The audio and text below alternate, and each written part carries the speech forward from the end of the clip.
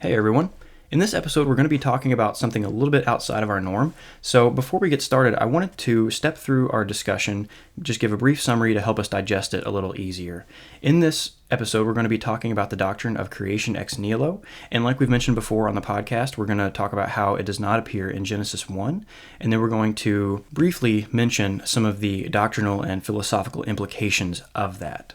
From there, we're going to have a more detailed discussion about verses throughout the canon that discuss creation ex nihilo or are supposed to discuss creation ex nihilo. And then next week, we'll have a couple more verses that we need to discuss, so we'll do that. We'll take a deeper dive into the philosophical and theological implications of what we discuss this week, and we'll also discuss a little bit about how creation ex nihilo has been handled throughout the history of church philosophy and theology, which by the end of this episode, I think you may be more interested in. So let's get started.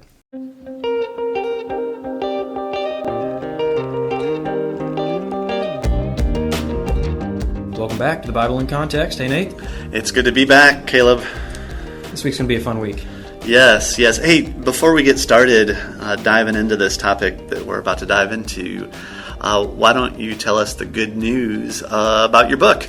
Yeah, so by this point, it's been out for a little over a month and a half now because honestly, we've been distracted when we sit down to do this and we just don't say anything about it. So my book's out. It's Through the Waters and Biblical Theology to the Book of Genesis, going through, again, we talked about it before, but you know how the Exodus motif shows up throughout Genesis, how the Day of Atonement, two goats motif shows up with the pairs of brothers throughout the book of Genesis, and all of this climaxes in a very detailed picture of what the coming seed of the woman, what we see in Jesus, is supposed to look like. So that is out now. Find it at Whiffenstock's website. Find it on Amazon, Barnes & Noble's. It's on Logos now, and Logos...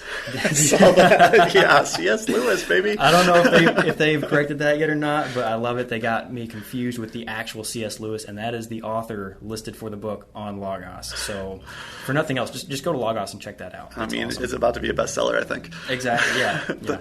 I should just leave that there, so maybe some more people will see it, but...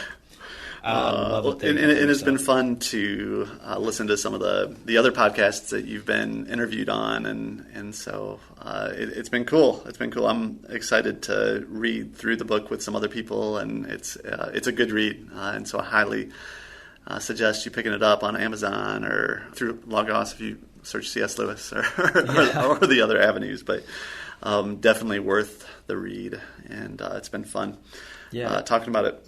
Yeah, there's been actually I'll mention a few here. There's been some podcasts from some pretty good people that I've gotten to be on to talk about the book, and so thank you to those people. And we got Glossahouse or Proof Text, Answers to Giant Questions podcast, the Genesis Marks the Spot podcast, Ring Them Bells, the Two Trees podcast, and I'm actually about to go on Disciple Dojo sometime next month. I don't have that worked out, but so go check out any of those podcasts. Good people doing those, good stuff. And Nate, thanks for the plugs you've been given. So it's been great, and I'm hoping that, again, the book just goes forward and is helpful to people as they try to understand their Bibles and understand Jesus. I really want to start introducing you on this podcast as C.S. Lewis. Okay. I mean, I guess there's no copyright infringement. Okay. I mean, we're not lying. That's true. Yeah, that is my name. So. All right. Well, with that, we have a very interesting topic. You want to introduce it? Yeah. So in Genesis 1, we've talked about how the doctrine of creation ex nihilo does not come from that passage. Now, in this episode, we're going to go a little bit farther and show really how the doctrine needs some nuancing or some critiquing throughout the rest of the canon. And I feel like this is going to be a sensitive one because there's so much about the doctrine of creation ex nihilo that finds itself as the foundation of so many other, or at least, maybe not so many, but at least some important doctrines, some important thoughts, and some important theological thinkers throughout history.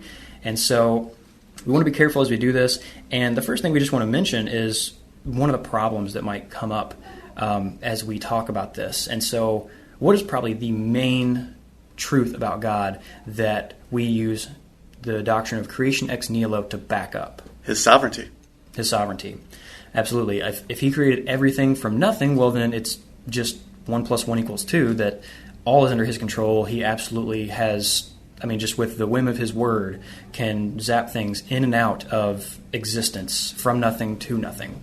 And what we're going to talk about today is not going to question God's sovereignty, none whatsoever. He has absolute control over creation, and just his word alone can create and destroy and can form and unform, and he is still absolute king over his kingdom. So I just want to point out that we are not going to be changing the doctrine of sovereignty. We believe God is completely sovereign, but the creation ex nihilo doctrine is not necessarily the best place to back up God's sovereignty, and the doctrine of creation needs a little bit of work on the ex nihilo side. Yeah, and I'll be honest, when Caleb, when you brought this up to me initially, I didn't buy into it. And over time, though, as we've been talking through this subject, I think this is a good discussion to have. And so if you're out there and you're thinking, okay, these guys are crazy because they're questioning such a basic doctrine that is accepted by everyone, pretty much everyone. Pretty much. It took me some time to kind of wrap my head around it, but I think it's definitely a worthy discussion to have, and it has some pretty significant implications to it. Yeah, it really does. And that's really why we're having this discussion. If it was just, oh, hey, look at some cool facts that everybody's going to get upset about, well, maybe we just shouldn't talk about it. If there were no implications, which there's no doctrine that doesn't have implications, so if it's in the Bible, it's probably worth talking about, and that's why we're here. But if this were just hypothetically something with no payoff for talking about it, then we probably wouldn't. That's why we're going to dive into this. And so let me just frame this again with not being cage stagey. And if you disagree, we're brothers and sisters if we are clinging to Christ, our sovereign Savior. So we can agree to disagree, and if you do agree, awesome. And hopefully this is beneficial for you. So again, let's just frame this all as this is not an essential doctrine. We can be brothers and sisters and not agree. We don't have to be militant or doubt one another's salvation just because knowing some of the more cage stage debates, that's how things can go. I don't think this is going to be that way, but when it comes to addressing things that can be contentious, I just like to say it. So the doctrine of creation ex nihilo. We've talked about how if we were to lose this doctrine, it would not compromise God's sovereignty.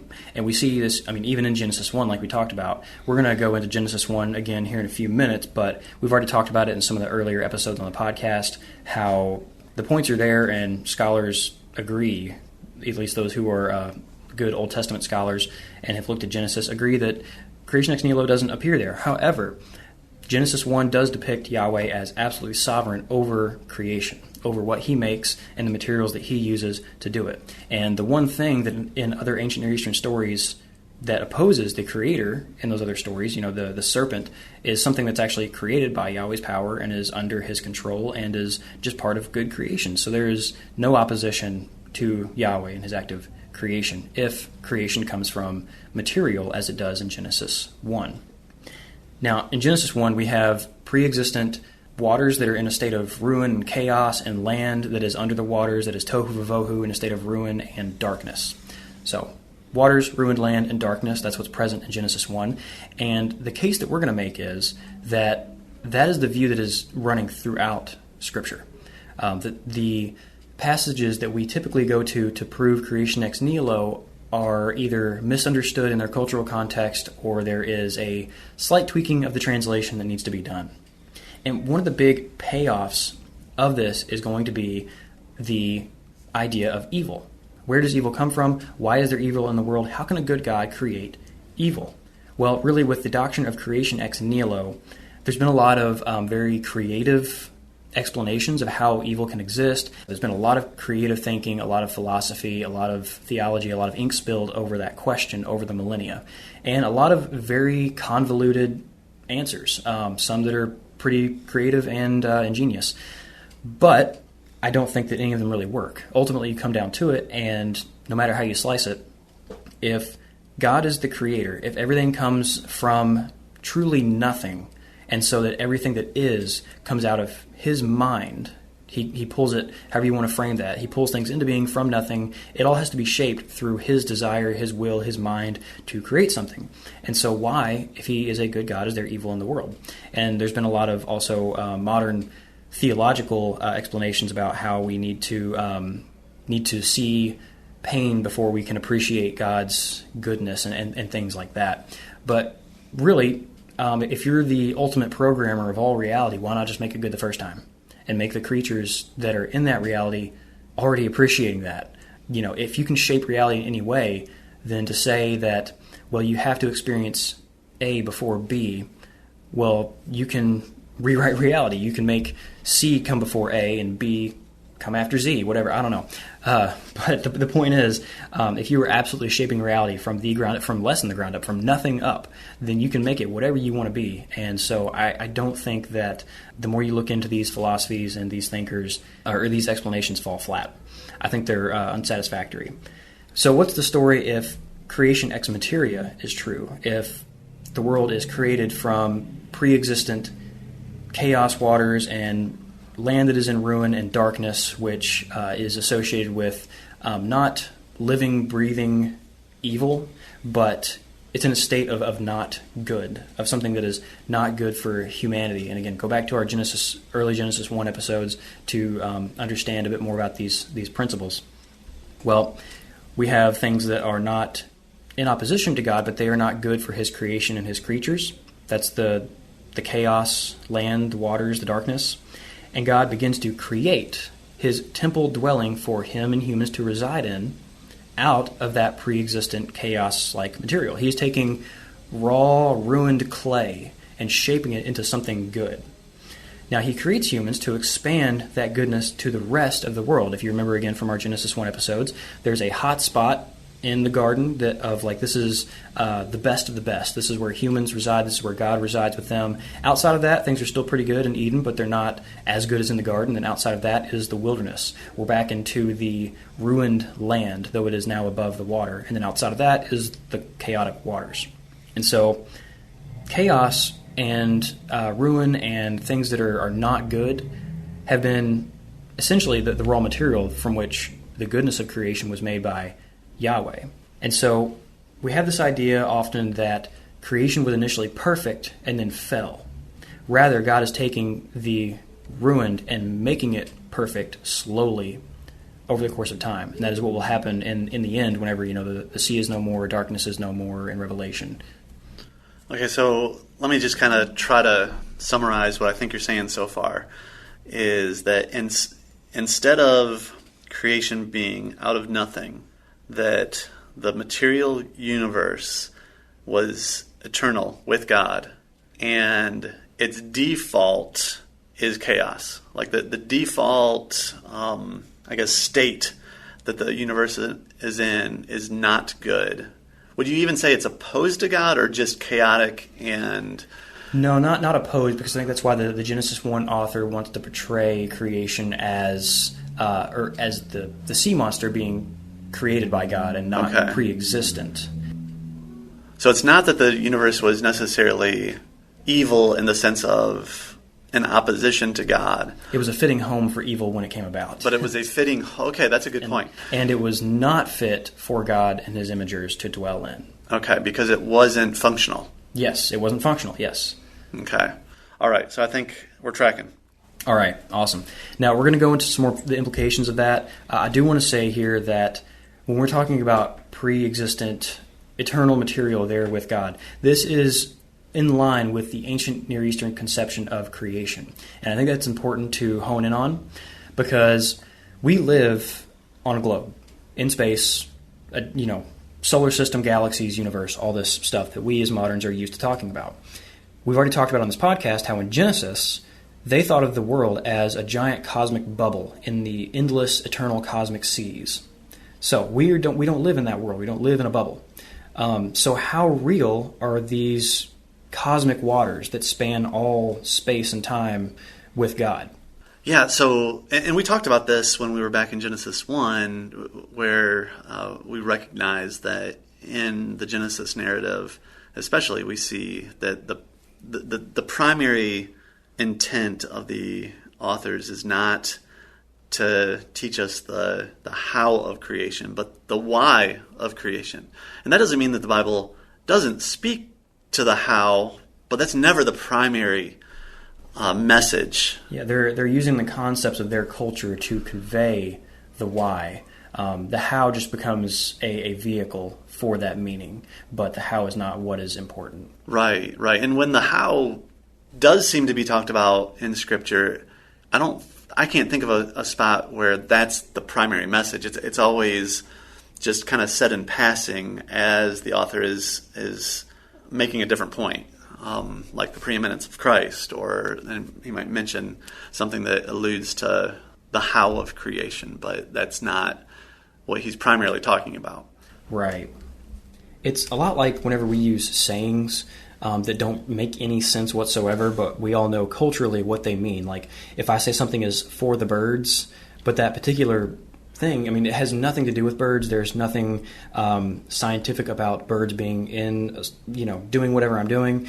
But we all, as a culture, know that if something's for the birds, it's terrible. You don't want to do it. Right. So as a culture, we understand it, but there is no how behind it, only why.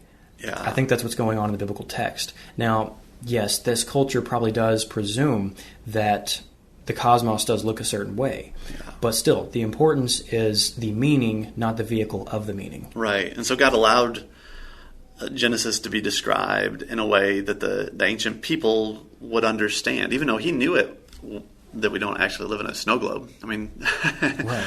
But he allowed them to describe it that way because it made sense to them, and the purpose wasn't to explain the how, it was to explain the why. Right. And if you look at a lot of the contexts where creation ex materia shows up throughout the Bible, the point is never, hey, here's how the universe was created, here's how God did it. It was, God did it.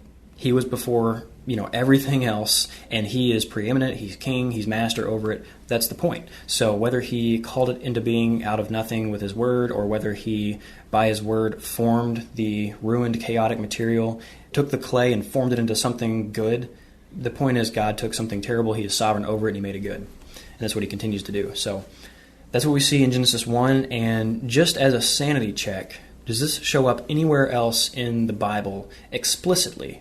Just a verse to show that we're not crazy and have something to actually talk about here before we really get into the nitty-gritty details. Let's take a look at 2 Peter 3, 5 through 7. So in this passage it says that, "For they deliberately overlooked this fact, that the heavens existed long ago, and the earth was formed out of water and through waters by the word of God. And that by means of these the world that then existed was deluged with water and perished. But by the same word, the heavens and earth that now exist are stored up for fire, being kept until the day of judgment and destruction for the ungodly." So, Peter here, he presumes that yes, the world, he says explicitly, the world was created through waters by the word of God. And so the waters are the means of creation here, formed out of water. They are the pre-existent material. And it's cool that in this passage he just talks about how Noah's flood was a complete decreation of the world because the land was recovered with the water. And so we're back to the pre-creation universe. The universe was destroyed and then remade. And so he sees the current cosmos as a new universe in this conception. So that's just a cool little tidbit. But regardless, we see creation ex materia in this passage. So a lot of what we're going to go through, and we'll mention this guy again, I just want to bring up that this comes from James Noel Hubler's dissertation, Creatio ex Nihilo. And I think the person who really started this conversation was Gerhard May. He was a German scholar, and his book, Creation ex Nihilo, is been translated into English. But James Hubler's dissertation, I think, is just a good place to go and start with this first, because this goes into a lot of the details. It's very heavy, talks about a lot of philosophy and how the doctrine of creation ex nihilo comes about, and we'll talk about that too, but that is going to be a good source to go to. So let's start with Genesis 1, and we've already talked about this a bit, but I just want to breeze by some points before moving on to some other passages where we see creation ex nihilo. And we're going to really just go through, and there's not a whole lot. There's a handful of verses in the Old Testament that are used as explicit proof texts for creation ex nihilo, and we're just going to address them and just go through and make the case that that's not what these say, and so we should have a different conception so then we can not have to lean on creation ex nihilo, but be able to see the world through the lens of God making good out of chaos that we see in creation ex materia, and I'm sure there's plenty of philosophical avenues to go down at some other point. So, in Genesis 1, we've already talked about how it is using the conceptions of other ancient Near Eastern myths to communicate to its own culture, where in all of these myths, or at least a vast majority, it is creation from waters. And even those that are not creation from waters are not creation ex nihilo. It's often creation ex deity or something like that. We also have the concept of functional ontology being talked about, where it's about function. Creation is about giving something a purpose, not about bringing it into material being. And we also have the heading in Genesis 1:1. In the beginning, God created the heavens and the earth. There's a debate about should this be translated as in the beginning God created, or when God began to create, to kind of give it a passive feel and make it seem like, okay, this is not talking about the beginning, but just when God started doing something, and so there could be stuff before creation. I think the translation, in the beginning God created, is the correct translation, but I think that it's a heading, not the first act of creation. And we see that because it says the heavens and earth are created, but the heavens don't come into existence until later in Genesis 1. So again, that points to Genesis 1:1 being a heading. We also see that first word in the beginning used to mark the beginning of other kings' reigns. And so it talks about a general period of time and not a point of time when something began. So it's referring to the general period of the entire creation project. And then just, again, I'm not the only one to see this, the general consensus, the majority of Old Testament scholars see that creation ex nihilo is not in Genesis 1. That's not all that contentious because that's pretty agreed upon, so I just wanted to breeze by that again. But there's been kind of a push to try to rescue Genesis 1 with creation ex nihilo among some scholars. And so there was a book reconsidering creation ex nihilo in Genesis 1 that came out. It's a Journal for the Study of the Old Testament supplement. I just want to bring up this book because in this book, he effectively argues against creation ex nihilo in Genesis 1. He shows all the things that we've talked about in a lot more detail and shows how creation ex nihilo is not in that text, but then he refers to what another scholar that he leans on calls biblical pressures, where you take verses like all things are possible with God and then read that back into the creation and say, well, if all things are possible, well, then he can create it from nothing, and so we still have creation ex nihilo. So it's basically the art of ripping verses out of context, splicing them together, and then creating whatever doctrines you want, which can not only be used to rescue doctrines that are being corrected, but also to create whatever the heck you want. So I don't really go for that. All right, so let's keep moving. And I'm sorry, this is reading verses and just going through details, but I want you all to understand the ways in which these texts are meant to be interpreted. And so I want to be able to basically remove the doubt from your minds that there's something that we didn't address and that's still lurking under the surface here, and this is just totally off. Because, again, this is a weird thing we're talking about. It's not, I've never heard it talked about before outside of scholarly literature that not a whole lot of people have read. And so, again, I want to bring light to it. The next place is Jonah 1:9. And whenever I read this one at first, when I was going through this, I was like Nate, where I took a while to convince. And so when I read this one, I was like, oh, you got me. Yeah, this is creation ex nihilo. Because it says, this is Jonah talking to the sailors, it says, I fear Yahweh who made or formed the seas and the dry land. And so if the seas were formed by God, he created the waters at the beginning of creation, right? That's what it sounds like. That's what it sounds like. But no, go back and read Genesis 1. There is the deeps and the waters. The seas are actually created later in Genesis 1 as God takes certain waters and marks them off. He separates them and gives them a new function. They got a functional creation right there. He makes those the seas. And so yes, God did form the seas out of the rest of the chaos waters. He took them, separated them, put them close to the lands, gave them bounds, and now made the seas. The exact same thing is in Psalms 95:5, where it says, the sea is his, for he made it, and his hands formed the dry land. So in Genesis 1, is there a difference between the waters and the deep that helps us to see? In Genesis 1, the waters and the deep, it's the Tehom and the Mayim, it's just the generic word for water, and then Tehom is like the pre-cosmic deep. Yam is the sea, and so that is distinct from those. Now, where does it talk about the sea? That's what day? It's on the third day.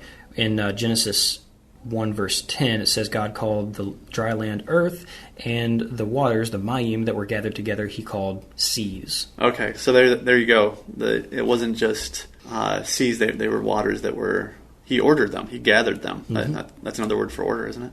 Yeah. Yeah, collected them. Yeah. And that word made, like he made the seas, it's also a word that's very commonly used for formed, or it's, a potter makes a pot, or a blacksmith makes a shield or something. They're taking pre-existent material and forming it, they're shaping it, they're making something new functionally. That's what's significant. So this word does not denote creation ex nihilo, even though some have espoused that. Right. Okay. So when we see the word seas, like in Jonah or in Psalm 95, it's talking about a formed, organized, created water, which is different from the chaos waters. Yep. It's given it's still water. It's the same material, but a different function. And so that's the dividing factor. Right. And you see the same thing in Nehemiah 9:6, by the way. Now, there is something different about Proverbs 8, verse 24, and we're going to come back to that one as the last verse we tackle. But for now, we're going to move on into the New Testament, because this is where we should... this is where we see a lot of our quote-unquote creation ex nihilo verses. Now, we've already talked about 2 Peter 3, verse 5, where Peter deliberately says that the earth was formed out of waters. It was brought up out of the deep. We have that creation ex materia, pre-existent land and waters present in Peter's thought. And something that we need to tackle before we get into the rest of the New Testament verses is the Greek word for all, which is pas or pantas. Essentially, it just means all. And so what will happen is we will see that translated as all things sometimes, because the translator has made an interpretation. So just as an example, if I were to say, tell you, Nate, can I have the pens? And you say, which one? I say all. And I just say that word all. But what do you think? You want all the pens in all the universe? Yes. No, just kidding. Yeah. Well, actually, that goes a step beyond. Contextually, yeah, I want all the pens like on that table. On that table, but I don't want you to grab all things on the table. The stapler, the printer, and bring me everything. Right. I just want the subject that we're talking about. I want all pens. Right. And so in a lot of these places where you see all things in the New Testament, keep in mind that word things very well might not be there, and you should look at the context to see what are the things. What are the all that Paul is talking about, or John, or whoever. Isn't it sometimes, or can it be translated as like all kinds of, like I want, oh gosh, I'm trying to think of an example now. Think of like all these things I can do through Christ who strengthens me. Maybe that's a good example, because he talks about famine, persecution, shipwreck, all those things. A good translation there would not be I can do all things through Christ who strengthens me, even though that may be true. Contextually, you're not all of a sudden Superman flying around and blowing lasers at your eyes, because right. I can do all things through Christ who strengthens me. But he's saying I can handle all of those things through Christ, who is my hope, my joy, and who strengthens me. I can go through persecution and cold and sleeplessness and hunger, because and he specifically lists those things. Yeah, so he defines the things. I had in my mind more like if my kids come back from getting candy after trick-or-treat, and I say, give me all the candy. I'm not saying literally give me all the candy. Give me like one of each kind of candy. Like And so I wonder if sometimes the word can mean that also. Yeah, it's really as generic as the English word all. And so right. In English, we use the word all contextually very often. Really, probably all of our instances of the word all are contextual. Right. So let's dive into one of these creation ex nihilo alls. And the most famous one, I think, that gets recited a lot is Colossians 1:16. For by him all things were created, in heaven and on earth, visible and invisible, whether thrones or dominions or rulers or authorities, all things were created through him and for him. I'm going to read through that again, but I'm going to properly translate that word panta there, all. So for him, all were created, in heaven and on earth, visible and invisible, whether thrones or dominions or rulers or authorities, all were created through him and for him. All what? Things. No. No, wrong answer. I'm just messing with you. Yeah, the specific things that he lists there. Right. All powers and authorities, dominions, whether on heaven, on earth, whether visible or invisible, whether human kings or spiritual authorities, all were made through and for Christ. All right, let's try out John 1:3. Do you have that one? Yeah, so all things were made through him, and without him was not anything made that was made. In him was life, and the life was the light of men. All right. Now, I like the fact that here John, he actually adds his own qualifier, so we don't really even need to talk about this verse because he says all things were made that were made. And so just in that, John presumes that there was something unmade. At least we can assume that. Oftentimes we just write that second part of the sentence off and act like it's not there, but at least within his worldview, even though he doesn't say it explicitly, his worldview presumes that there was something beforehand. So in this, if we remove the things, all were made through him, and without him was not any made that was made. What are we talking about? This is possibly all humans were made through him, and without him was not any human made that was made. In him was life, and the life was the light of men. So that second statement could be what all is referencing there, the light that is the life of men. So you could say all life, or all humans, or all light. That could be kind of the reference as that statement. But in either case, even if you want to say all things, the statement kind of self-corrects, because at the end of the sentence in verse 3, it says that without him was not anything made that was made. So the statement presumes that there could be something still in existence. So this is not a creation ex nihilo. Yeah, the end of that sentence makes you think that it basically implies that, yeah, he made things, but there are other things, right, that are there that were not made. Yeah, the waters, the land, and the darkness. Right. Yeah. And so another one that has a bit of a different flavor to it is Hebrews 11:3. So this one says, in the ESV, by faith we understand that the universe was created by the word of God, so that what is seen was not made out of things that are visible. Literally it says that things were made from things that were not enlightened. They were not seen. And so there were things that were dark and not visible. It doesn't mean that they were invisible as in immaterial and unexistent. That's how that word invisible is sometimes taken when you're in this discussion, but that's not what's going on here. This is actually playing on the Septuagint concept, the Old Greek translation of the Hebrew Bible, because the Septuagint translates that verse in Genesis as the earth was unseen and unprepared, and darkness was over the face of the deep.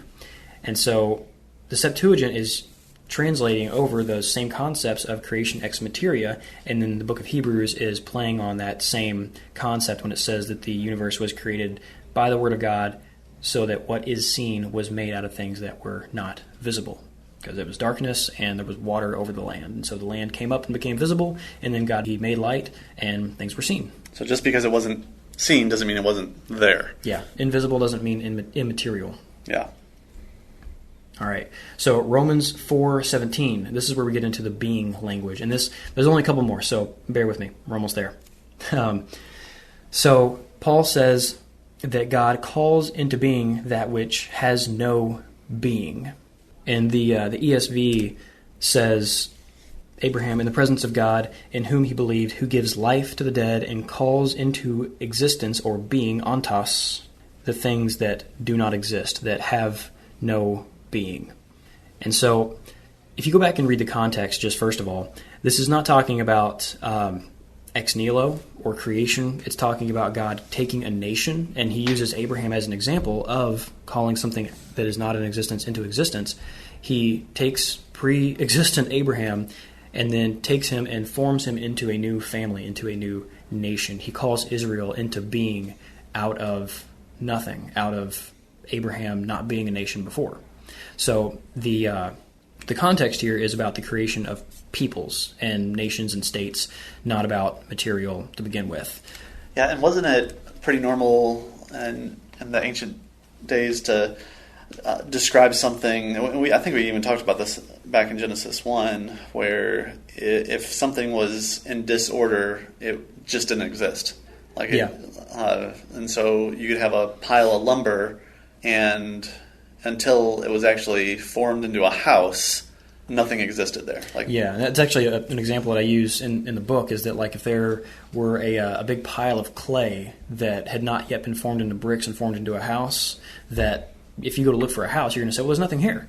Right. I mean, we have that same idea today. We use that same kind of language. Yeah, not to the same extent that they did. Right. Because we're more, we have more developed theories that we have leaned on since we were kids. Right. And so it's ingrained in us. But, it's to be in non-being doesn't always mean that there wasn't anything materially there.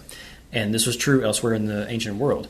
In a Greek writer, Xenophon, his book Memorabilia, says that parents bring forth children from non-being. Bring forth children from non-being. I mean, think about that for a second. You can make an argument for, well, God's the one that puts their soul in there. Okay, yes. But they understood as ancients how... they may not have understood the egg, but they understood sperm. And so they knew there was something there. And there were different conceptions out there, but, a popular one was that men are sowing seed into a woman who is a fertile garden. So there's still the idea that something is being used and growing into something else. This is still creation ex materia in Xenophon's mind. So what about another biblical example of how the word ontos is used, the word being is used? In Matthew 6:30 and Luke 12:28, Jesus says the grass has being today, it is today, it exists today, it has ontos today, and tomorrow it is thrown into the fire. Now, when something is burned, does it materially zap out of existence? No. No. Its material changes into a functionally new thing, even a chemically new thing, but its atoms, it still stays here. However, Jesus can say that when the grass is burned, it no longer has being. And then, at that point you would say, well, some ash has come into being because it has functionally changed. So again, just another example of where ontos is used, where being is used to not refer to material nothing, but to functional, purposeful existence. And then there's one more that lies outside the Bible that's worth talking about, because this gets brought up a lot as like the first big instance before the Old Testament or before the New Testament of creation ex nihilo, and that is 2 Maccabees 7:28. So I'm going to read verses 27 through 29. And it says, "My son, have pity on me. I carried you 9 months in my womb, and I nursed you for 3 years." Now, I just want to say here, this is where there's a family of Jews being persecuted and killed, and these brothers are being killed systematically, and there's a mother sitting here having to watch this. That's what's going on here.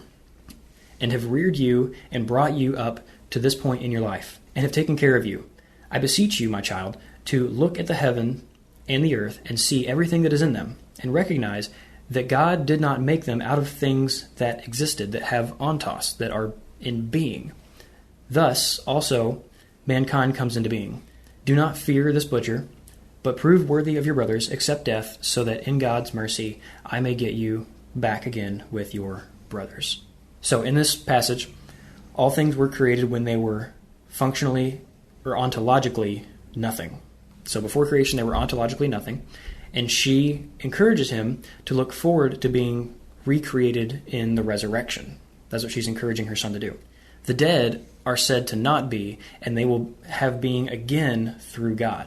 Though when they died, their material bodies didn't zap out of existence, but they're looking at them no longer being, they're functionally different. They're dead. Their form has changed. Right, their form has changed, and so they are said to not be. They are no longer here in the world, but with God. And so she can say here that they are not, and so they will be again when they are resurrected. Not to say they've zapped out of existence, but we believe they're with God, and so they're not here. They are not. They do not have being currently. Right. So that's what's going on here. Again, not creation ex nihilo. This is about death and resurrection and where things are and what they are, not how they are and what their material is. And that reminds me, I meant to mention this earlier, but when we see humans being created initially, it's not out of nothing. It's typically described as humans being created out of the dust. There's something that was there beforehand that they're being formed from, and so their form changes. And we see that and I think in this passage too, after they die, their form changes, but it's not that they cease to exist. Right. Yeah, and all these verses, Hubler goes through in his dissertation. I just want to bring it up again. James Hubler, Creatio ex Nihilo is his dissertation. He goes through all of these. I think that a little more needs to be said in his dissertation. That's why we were doing this partially. His dissertation is really good if you want to go check that out. I think that we may have bolstered a little bit of his arguments here, but I think that, again, it's really good. Go check it out if you want to get some more details and read further on this. But again, let's just one more time go through a couple of verses that do showcase creation ex materia in the New Testament. And then next time we'll talk a little bit more about what does this mean for us as Christians, as Bible readers, as Bible believers, and also how in the world did we get this doctrine if it is so foundational to, so much of Christendom and Christian thought. I think that's worth exploring, just so it's not like, okay, well, you told us the other view, but there's no explanation for how we got creation ex nihilo, so it must have come from the Bible. And it did, but not in the way you think. So, again, I'll mention again 2 Peter 3, 5 through 7. For they deliberately overlooked this fact, that the heavens existed long ago, and the earth was formed out of water and through water by the word of God. That's verse 5. And then we also see in Revelation 21, verse 1, where this isn't explicitly functional creation or creation ex materia, but it does say, I saw a new heaven and a new earth, for the first heaven and the first earth had passed away, and the sea was no more. And I saw a holy city, a new Jerusalem, coming down out of heaven from God, prepared as a bride adorned for her husband. Again, this is not explicitly ex nihilo, but it comes on the heels of the judgment of chapter 20. This can be understood that now a new purified earth is coming forth, just like we talked about in 2 Peter, where the world between Noah's world and our world is different because, according to the ancient Near Eastern understanding, the universe was destroyed and recreated. And so this doesn't mean that all of the material of the earth is zapped out of existence and a new earth is created coming down out of heaven, but rather it could be that it's the same material that has been washed, purged, made new. All right, to summarize what we've been talking about so far is we've been arguing for this idea of creation ex materia instead of the traditional doctrine of creation ex nihilo. And we've taken a look at Genesis chapter 1. We've also tried to address several passages, both in the Old Testament and New Testament, that are proof texts for creation ex nihilo. And then we've taken a look at a few texts that seem to actually point towards creation ex materia. And we said at the very beginning, I want to say it again at the very end, that we do not believe that this compromises in any way God's sovereignty, but it does possibly help give better answers for the problem of evil. So I think that if we understand the world as God taking the unformed, chaotic universe and forming it and creating it into something good, that's a much different understanding of our world than, okay, God created everything out of nothing perfectly, and then somehow it just turned chaotic. Yeah, but it didn't come from him somehow.